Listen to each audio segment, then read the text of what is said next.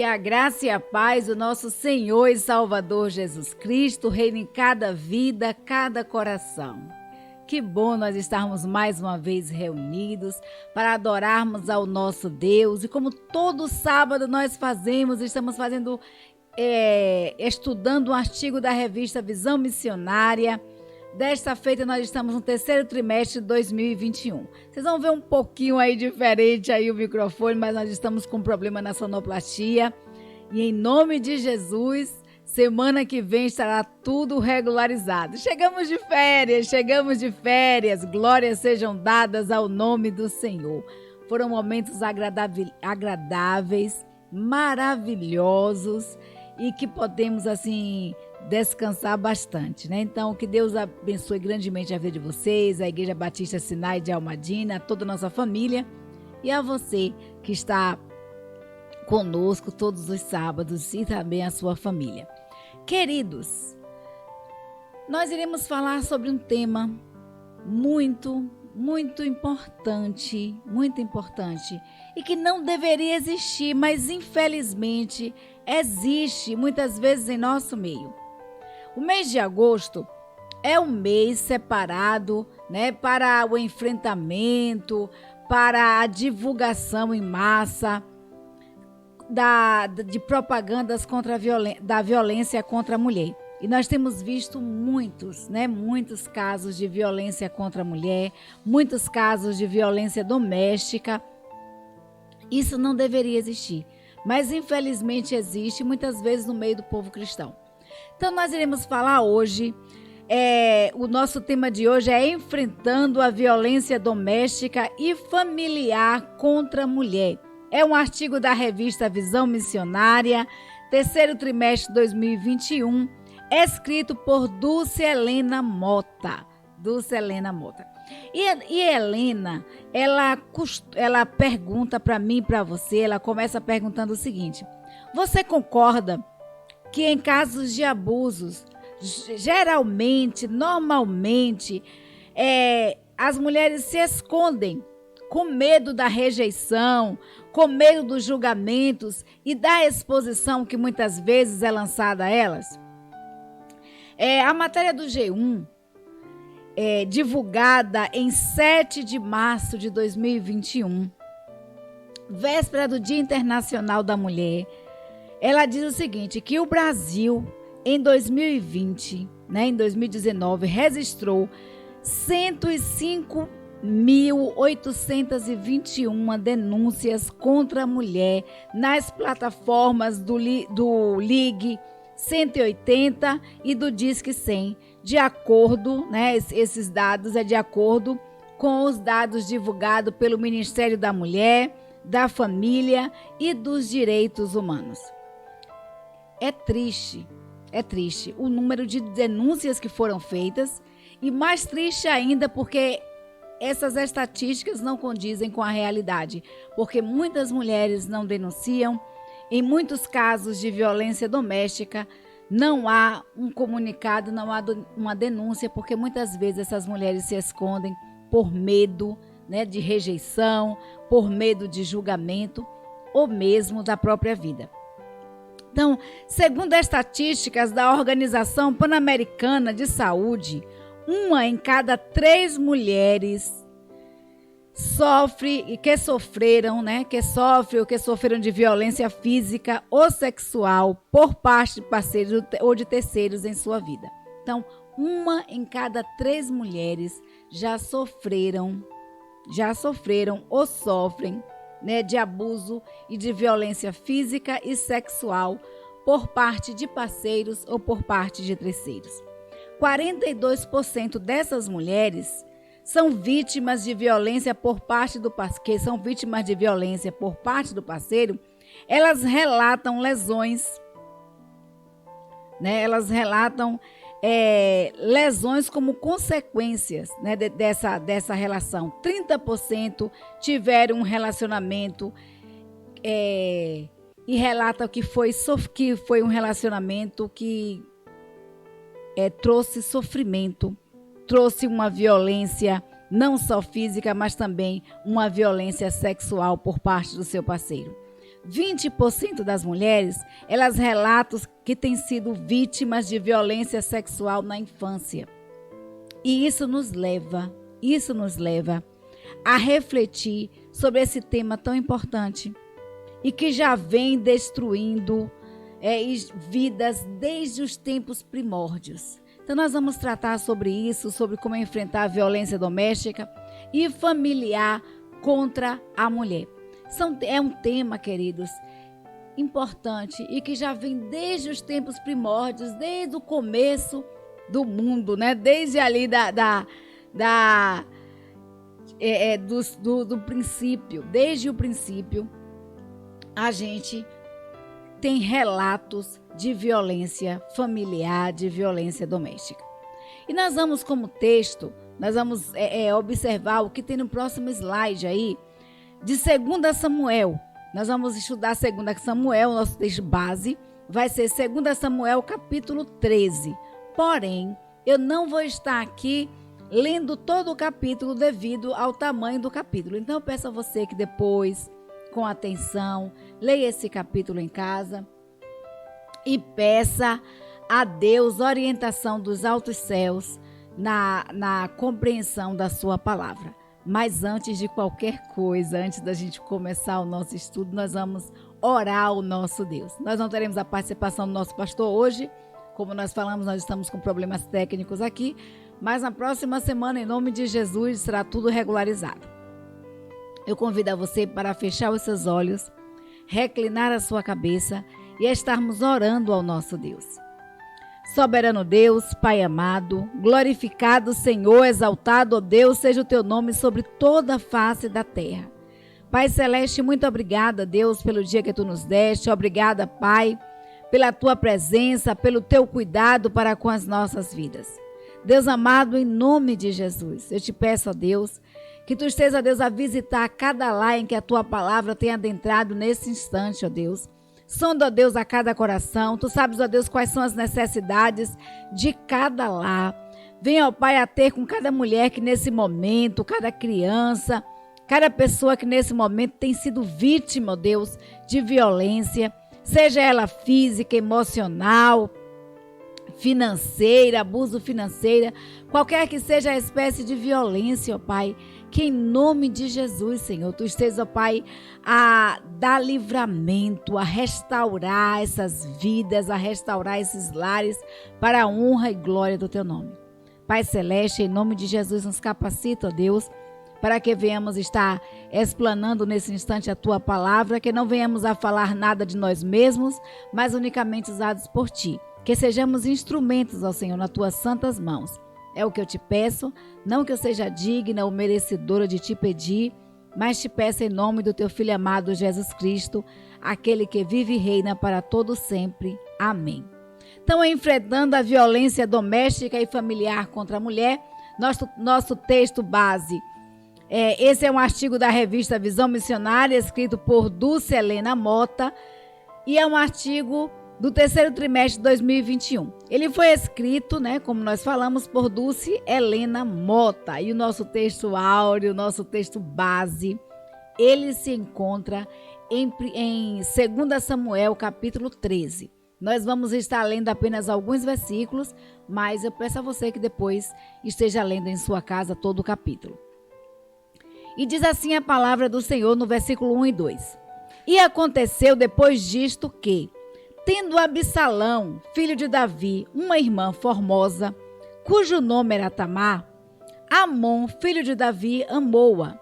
E angustiou-se Amon até adoecer por Tamar, sua irmã, porque era virgem, e parecia aos olhos de Amon dificultoso fazer-lhe alguma coisa. Versículos 10 e 11 diz assim: E disse Amon a Tamar: Traze a comida e comerei, traze a comida ao quarto e comerei da tua mão. E tomou Tamar os bolos que fizera e levou-os a Amon, seu irmão, no quarto.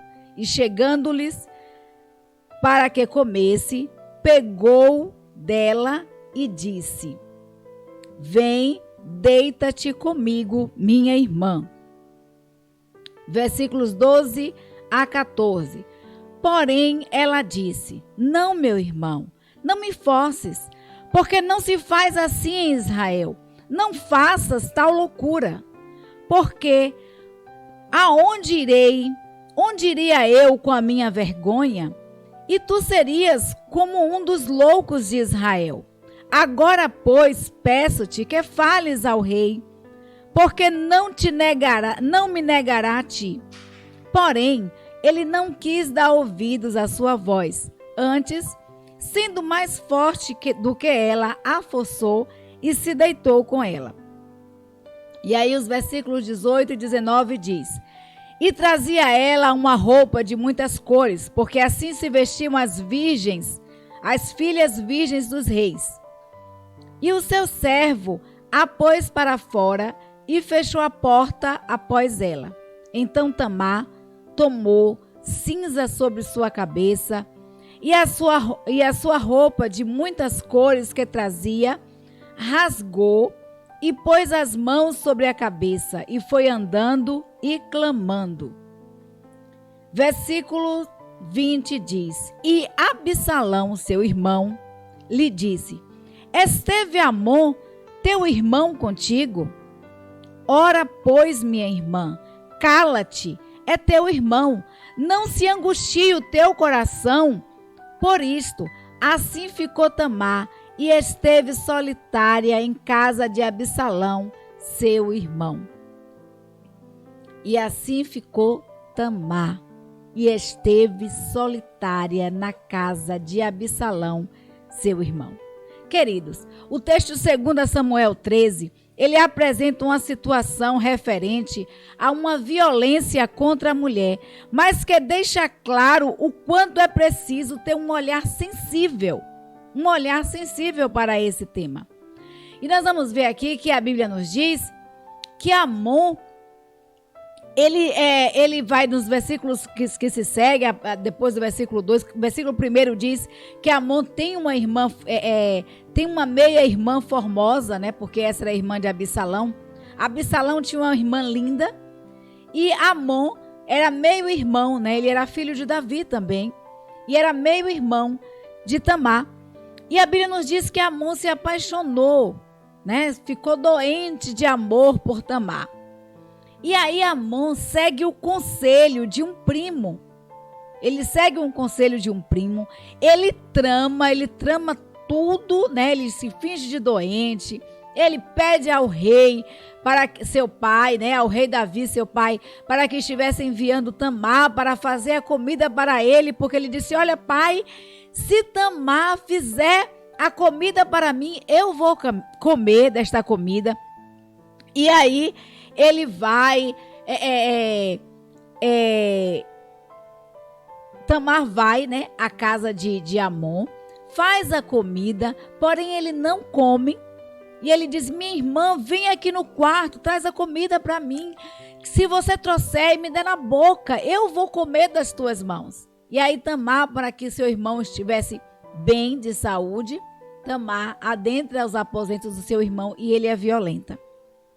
Ele violenta a sua meia-irmã. Na cultura daquela época, era possível Amon ter casado com Tamar, se ele a amava tanto. Mas ele não a amava, ele tão somente a desejava. Amon apenas a cobiçava. E depois de violentá-la, a Bíblia nos diz que ele faz o quê? Ele a despreza. Queridos, poderia Davi, como rei de Israel, tomar uma atitude. Poderia Davi, quando soube do caso, quando soube do problema, tomar uma atitude. Ele poderia tanto determinar que Amon assumisse a responsabilidade dos seus atos e casasse com Tamar, ou então que Amon fosse morto, porque era isso que dizia a lei. Mas pasmem, queridos. Davi ficou omisso. A Bíblia nos diz que Davi se indignou sobremaneira quando soube do ocorrido. Mas Davi se calou. Davi foi omisso. Davi não exerceu nem a sua função como rei e nem a sua função como pai. Ele não interviu de nenhuma das duas maneiras no caso. Então, como pai, ele poderia ter exigido, né? Ele, como pai, ele poderia ter repreendido, ter exigido que Amon protegesse a sua irmã, protegesse a honra da sua irmã. Contudo, Davi nada fez. Como rei, ele poderia determinar a morte de Amon, mas Davi, a Bíblia nos diz que Davi nada fez. Então, apesar de mostrar indignado, Davi deixou a situação cair no esquecimento. Só, queridos, que ninguém esquece, ninguém que passa por uma situação de violência ou seus familiares é capaz de esquecer tal ato, é capaz de esquecer tal situação. Então ficou gravado na mente de Absalão, irmão de Tamar, aquilo que Amon havia feito. E a Bíblia nos diz que Absalão, quando ele viu a irmã, né? Quando ele viu a sua irmã se lamentando, prostrando e chorando, Absalão manda a irmã fazer o quê? Calar-se. Tamar não teve o direito nem mesmo de chorar, nem mesmo de se lamentar ou de prantear. E Absalão, o que foi que Absalão fez? Aquilo ficou gravado na mente dele, apesar dele ter mandado a irmã calar-se, aquilo ficou gravado na mente de Absalão. E Absalão tramou uma armadilha, montou uma armadilha e chegou a matar o seu irmão Amon. E aí, depois que ele mata o irmão Amon, Davi faz alguma coisa? Não, queridos. Davi continua omisso. E depois que Absalão mata o seu irmão, a Bíblia nos diz que Absalão se refugia na família da sua mãe. Absalão vai para a casa do seu avô. E o avô de Absalão repreendeu, a Bíblia não diz. O avô de Absalão pediu que Absalão estivesse cumprindo o que dizia a lei? Não, porque a lei dizia olho por olho, dente por dente. E Absalão ficou na casa do seu avô durante 3 anos. E durante esse período, Davi não dirigiu a palavra a seu filho Absalão, mesmo quando ele retornou ao reino. O resultado disso é que Absalão agora trama matar, né, o próprio pai, usurpar o trono e com isso acaba morrendo. E aí Davi começa a lamentar não só pela perda da vida de Amon, mas pela perda também da vida de Absalão. Davi lamenta a morte de 2 filhos e o estado deplorável da sua filha. Tudo isso se originou porque na família não houve o diálogo, na família não houve a comunicação e muitas vezes no momento de agir, aquele que era responsável pela família, aqueles que eram responsáveis pela casa, se omitiram e calaram-se. E nós iremos tratar sobre isso, justamente sobre isso, sobre essa questão da violência contra a mulher. Nós vamos ver que isso aconteceu há muitos anos atrás, né? Há mais de 2000 anos atrás. Então, a violência contra a mulher. Queridos, Tamar sofreu 3 tipos de violência, no mínimo que a gente pode observar aqui.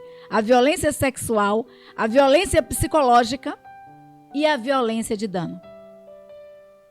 Violência sexual por parte do seu irmão Amon, violência psicológica por parte do seu irmão Amon e por parte do seu irmão Absalão, e a violência de dano por parte dos 2 irmãos da mesma forma, porque ela perdeu, né? Ela perdeu o seu direito de prantear, ela perdeu até mesmo a sua condição de se lamentar e de chorar.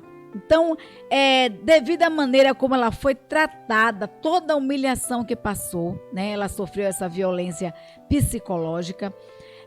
A violência de dano, pois o lamento ele não foi permitido, já que é Absalão, ele manda que ela se cale. Então, toda a dor de Tamar precisou ser calada. E quantas mulheres não têm calado a sua dor? Quantas crianças, quantos jovens, quantos adolescentes não têm a sua dor calada? E ela viu Davi, também seu pai, se calar, e como pai e como rei, ela viu Davi se calar, Davi ficar omisso. E nós temos visto isso nos nossos dias. Não só muitas vezes as autoridades, quando as mulheres que são violentadas recorrem, quanto também aqueles que são responsáveis pelo lar. Então a moça viveu a culpa das consequências geradas pela decisão que tomou de atender a um pedido do seu irmão, que mostra tal estado que Tamar ficou. A violência, o quanto ela ficou com aquilo na mente, o arrependimento que pairou na mente de Tamar por conviver com as consequências de atender a um pedido do seu irmão, de ajudar o seu irmão. Então essa narrativa bíblica, ela mostra que a violência doméstica é um dos principais tipos de violência mais comuns que existe. A violência doméstica é um dos tipos de violência mais comuns que existe. Então, a expectativa social é de que o lar, a família, seja um local de segurança, de cuidado. A violência, entretanto, é vivida constantemente por mulheres e meninas, independente do poder aquisitivo ou classe social. Ela tem se comprovado como um risco presente nas famílias, independente da classe social ou do poder aquisitivo dessas famílias. A expectativa geral, a expectativa social é de que o lar seja um local de harmonia, um lugar de segurança, de estabilidade. Mas, queridos, muitas vezes o lar tem sido um local de violência. A violência gerada no lar, os abusos gerados no lar, tem gerado em crianças, adolescentes e jovens, mulheres, insegurança, instabilidade. E isso, infelizmente, ocorre por quê? Por causa da queda, por causa do pecado. O homem pecou e o pecado adentrou ao mundo. Então, homens e mulheres têm a tendência de manipular, de machucar seus semelhantes. E esse artigo ele tem justamente esse objetivo, né? Tem como por objetivo informar as mulheres da igreja, apresentar os tipos de violências domésticas e descrever as formas de cuidado e apoio social e que a igreja também pode oferecer a essas mulheres diante da violência doméstica. Fabiola, em seu livro A Culpa Não É Sua, diz o seguinte, que o abuso é a picada da cobra. Mas o que vem com ela, com o picado da cobra, é o veneno. E o que é o veneno? O veneno é a depressão, o veneno é a compulsão, ou a frieza sexual, os distúrbios alimentares, a autodepreciação, o medo de se envolver em relacionamentos, a perda da identidade. Ou seja, a consequência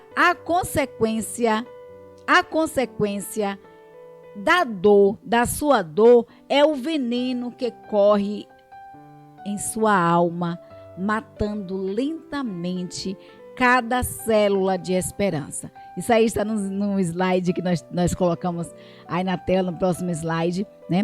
E é muito interessante isso que Mota ela nos faz aqui, né? Ela faz uma citação do livro, né? Ela faz uma citação de Fabiola Mello em seu livro A Culpa Não É Sua. A Culpa Não É Sua, que trata justamente com relação à violência. E no seu livro, Fabíola diz o seguinte, que o abuso, ele é a picada. O abuso é a picada da cobra. A cobra picou ali, o abuso é a picada da cobra.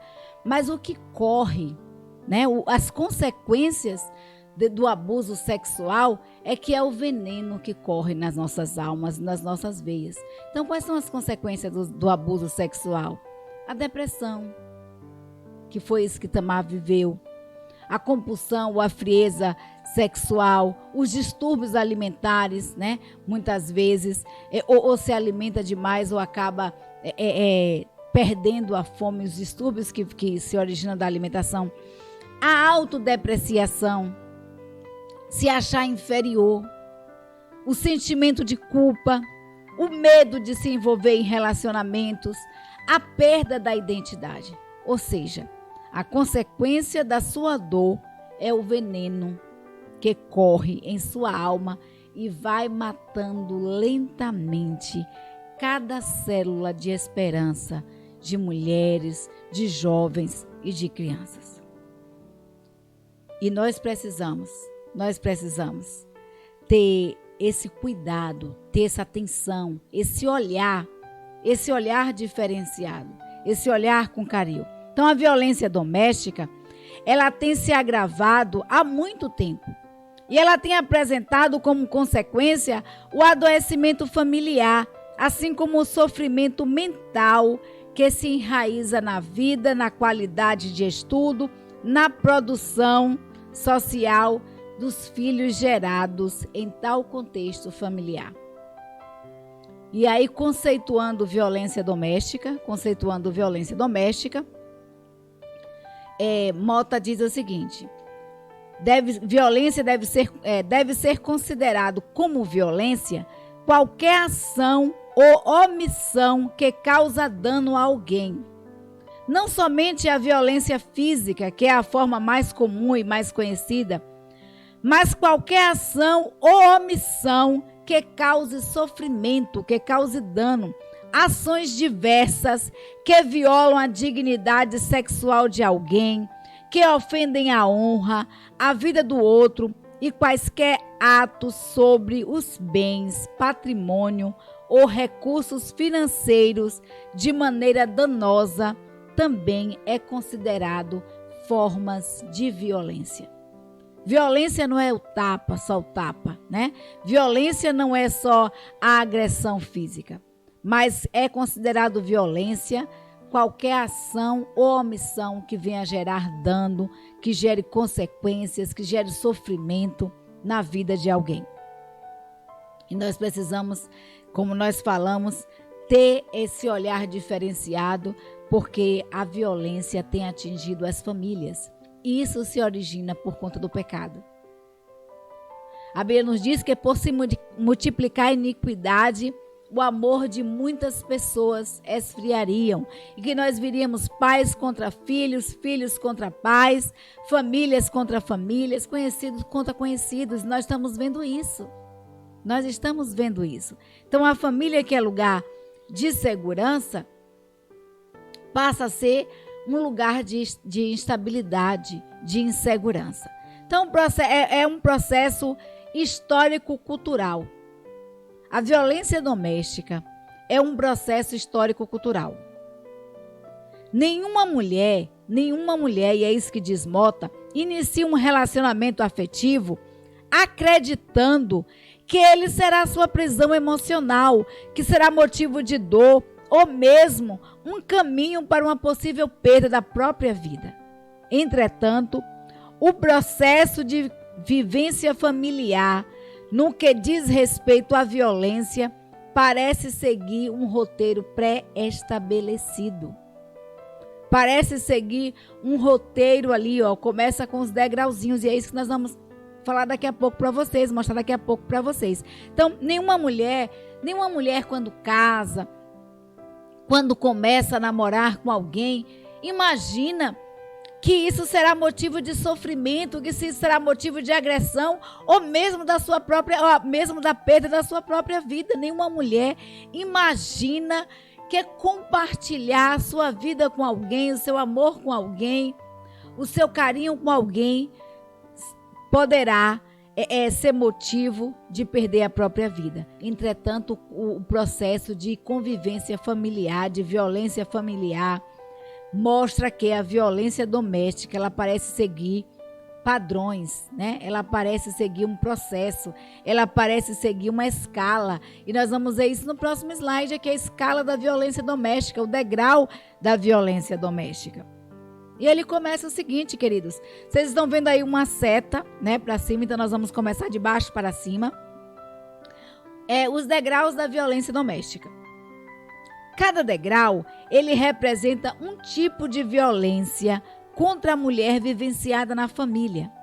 Cada degrau representa a evolução da forma dessa agressão, seja ela física, né, verbal, a agressão e a violência contra a mulher.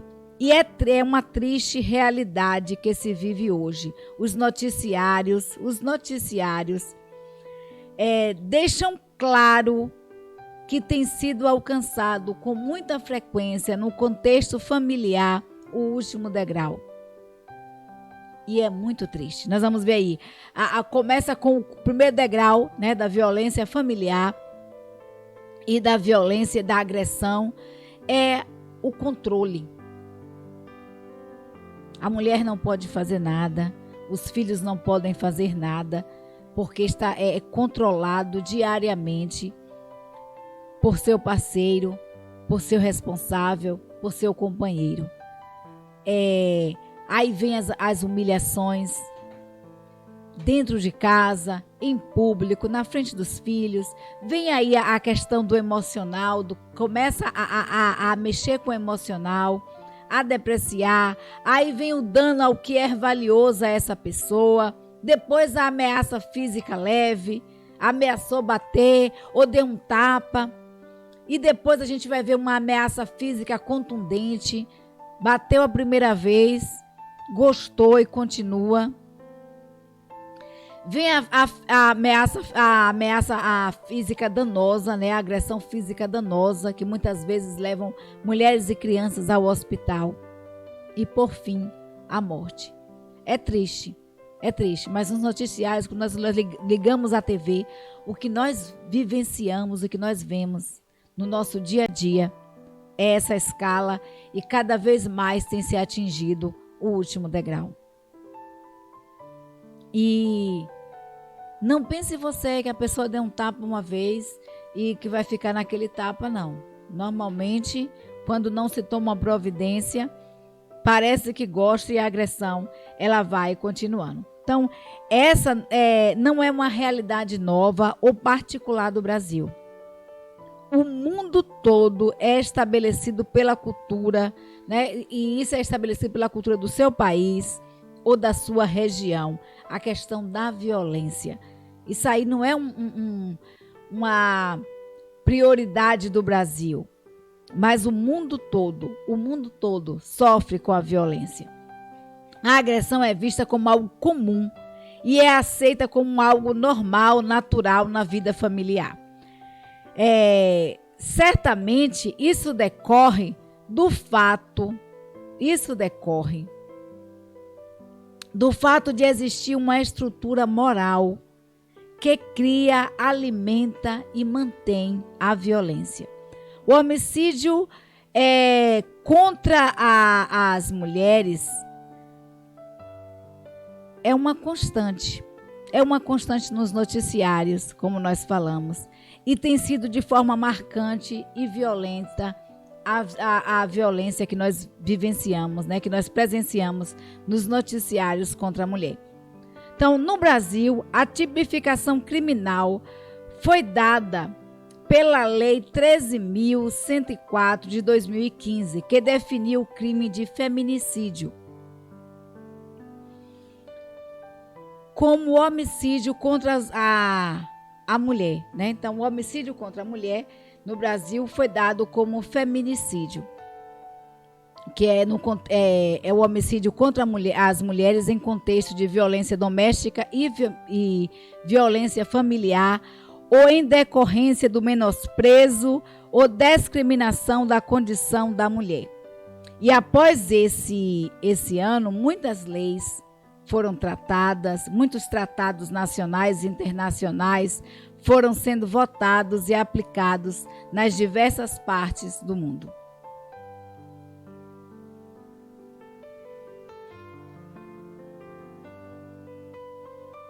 Então, as leis contra a violência contra a mulher. As leis, sejam elas brasileiras ou de abrangência internacional, elas buscam vencer o processo histórico de violência contra a mulher e lhe oferecer um amparo legal. É um processo histórico, né? Um processo cultural. Isso vem passando muitas vezes de pais para filhos, e a responsabilidade, queridos, dos pais na educação dos filhos é muito importante. Quando a criança ela aprende que ela pode bater na menina porque a menina chateou, quando o menino aprende que ele pode bater a menina quando a menina chateou, quando o filho muitas vezes vivencia o pai agredindo a mãe e acha que é natural agredir a namorada, a gente vai ver que isso é um processo, é algo que a família, deveria ser tratado na família, orientado na família. A Bíblia nos diz: educa a criança no caminho que deve andar, e até quando crescer, essa criança não se desviará deste caminho. Então, o termo violência doméstica se dá por fatores específicos, podendo não haver mais a convivência entre a vítima e o agressor, e independente de terem ou estarem na mesma moradia. Então, as leis brasileiras elas foram criadas, né? As leis brasileiras e as leis internacionais, elas foram criadas buscando vencer esse processo histórico, né? Esse processo de violência que vem passando de geração para geração.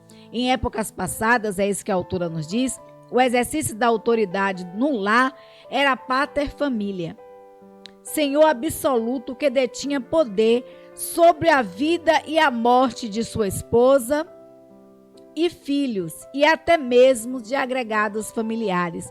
E nós vemos que muitas nações ainda vivenciam esse sistema, né? Esse sistema.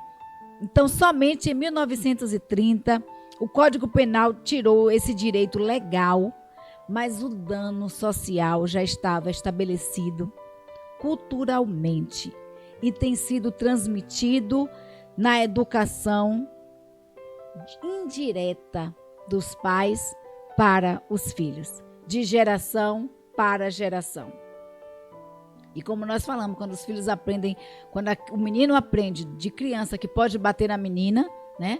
Então já que é natural, a menina agrediu, vamos bater, a menina chateou, vamos bater.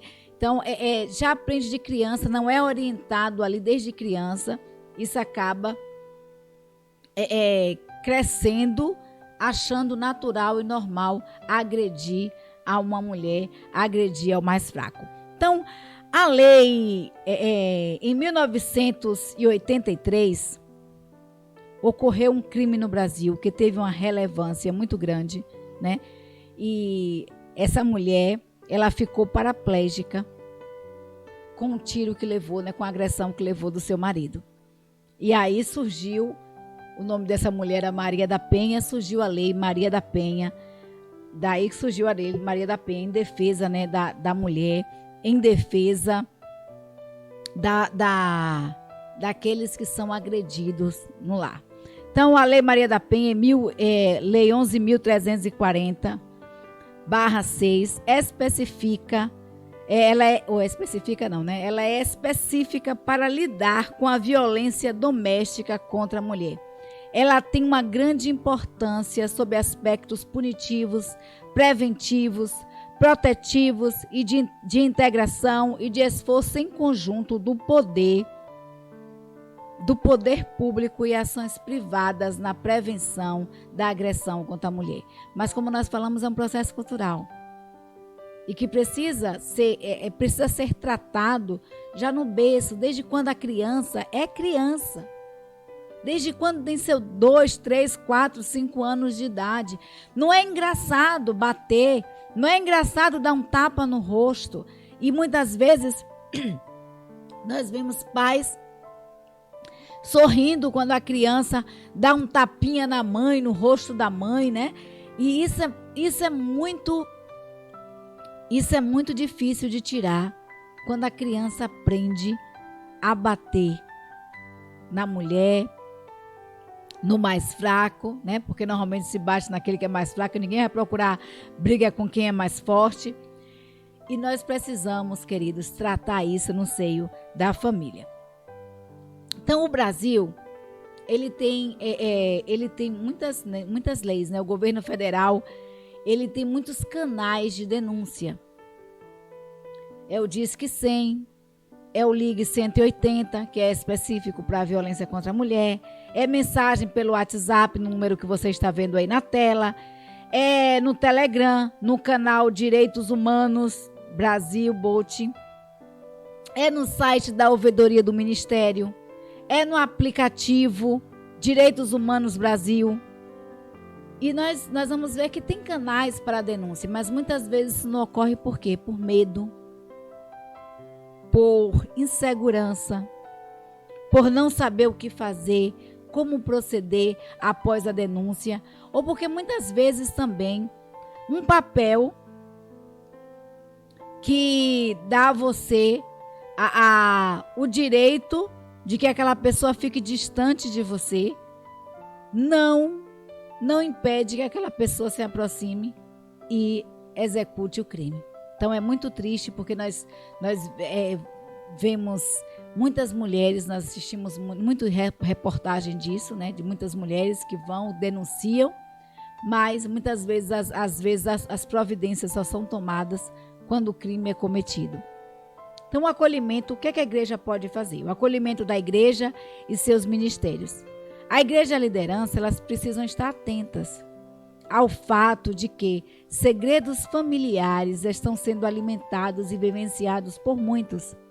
O tema precisa ser abordado com cuidado e sabedoria, dando orientações e informações a fim de que os degraus da violência não sejam escalados e culmine no homicídio, não sejam escalados em famílias da igreja. Então, a comunidade cristã, ela é composta de pessoas, famílias oriundas de contexto histórico-cultural que trazem em si a experiência e exemplos de vida.